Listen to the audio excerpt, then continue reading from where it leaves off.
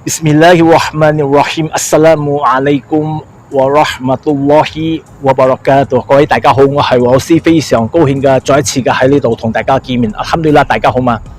一切讚頌全歸阿拉，我作證萬物非主，唯有阿拉。我一作證穆罕默德係阿拉的使者。咁喺今日，黃老師亦都唔例外，繼續同大家分享有關於伊斯蘭嘅知識。咁喺今日，黃老師想同大家分享一個主題，關於損人利己。咩係損人？損人意思係你損害人啦，你傷害人啦，你侵害人啦。利己嘅意思係你為咗得到利益，你去損害人，你侵害人，你傷害人。所以講喺伊斯蘭裏邊，阿拉蘇巴哈納達拉禁止信徒損人利己，甚至乎喺古蘭經第43章呢個金色章第65節，阿拉蘇巴哈納達拉有明文嘅啟示。A'udzu billahi minasy syaithanir rajim. Bismillahirrahmanirrahim. Fawailul lillazina zalamu min azabi yawmin alim。阿拉蘇巴哈納達拉講嗰啲傷災不義的人民，將來會受到痛苦日的刑罰。意思講嗰啲喺今世曾經有做出嗰啲損人利己的事情，阿拉講喺後世呢個痛苦日就係復生日，阿拉必定會俾佢受到重刑。甚至乎喺古蘭經嘅第11章第18節呢個好德章啊，蘇拉忽，阿拉蘇巴哈納達拉呢有講。阿拉勒納都羅阿拉所裏面，阿拉蘇巴哈納達拉詛咒嗰種損人利己的人。所以伊斯蘭嘅先知穆罕默德ศ็อลลัลลอฮุอะลัยฮิวะซัลลัม，希望阿拉能夠賜福俾佢。佢曾經警告過人民講：你哋千祈唔好損人利己，因為損人利己的人喺復生日嘅時候係黑暗重重嘅。呢段聖訓係伊瑪目斯林所記載嘅，意思係講叫我哋活喺今世，千祈唔好做出嗰啲不義的行為。咁不義的行為有分3種。第一種我要知道嘅就係，我哋千祈唔好對阿拉蘇巴哈納達拉忘恩負義。意思講我哋唔好做出嗰啲以物配主的事情。當我哋念呢兩段清真言啊，就係我作證喺呢個世界上冇任何物值得我崇拜，係除咗阿拉。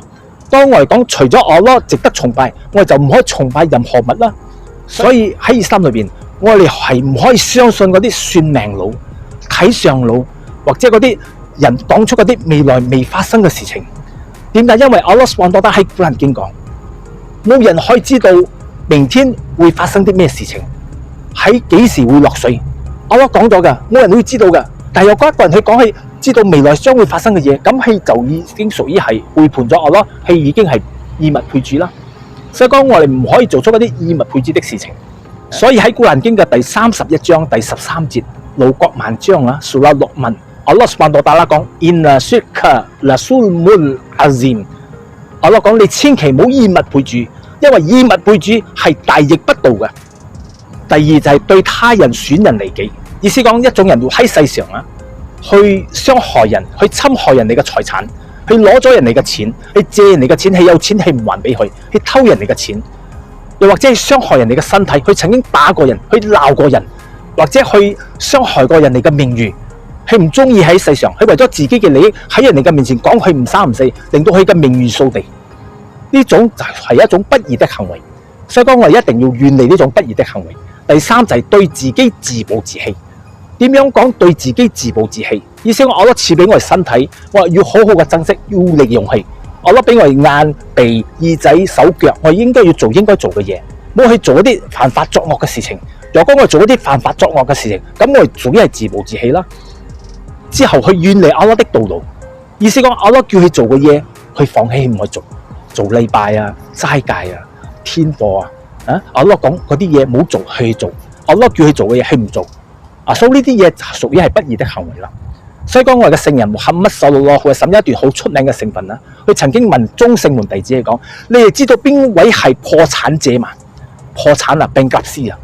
聖門弟子聽到之後，破產者就係嗰啲身文不明啊，意思講係身份又冇、知識又冇、錢又冇，乜嘢都冇嘅人咯。之後佢家徒四壁，佢冇屋企，去到邊度瞓到邊度咯。嗰種就係破產者咯。聖人講唔係，破產者係嗰種人啊，喺後世嘅時候啊，去帶佢嘅禮拜、佢嘅齋戒、佢嘅天課，去捐過個女啊，呢啲功德啊，喺阿拉嘅面前啊，去交俾阿拉嘅時候啊，阿拉同佢講咩啫？係你係有做禮拜，你係有做齋戒，你係有幫人，你有做施捨，你有加納天課，但係你一直嘅傷害人喎。你損人利己喎。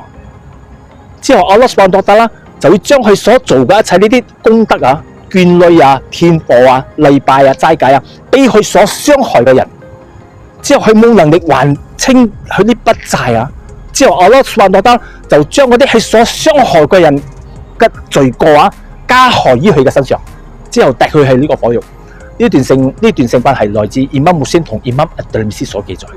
所以講我哋會喺世上，又講我哋做出嗰啲不義的行為，喺後世我哋會受到清算，最後對自己而家係得唔到啲乜嘢利益啦。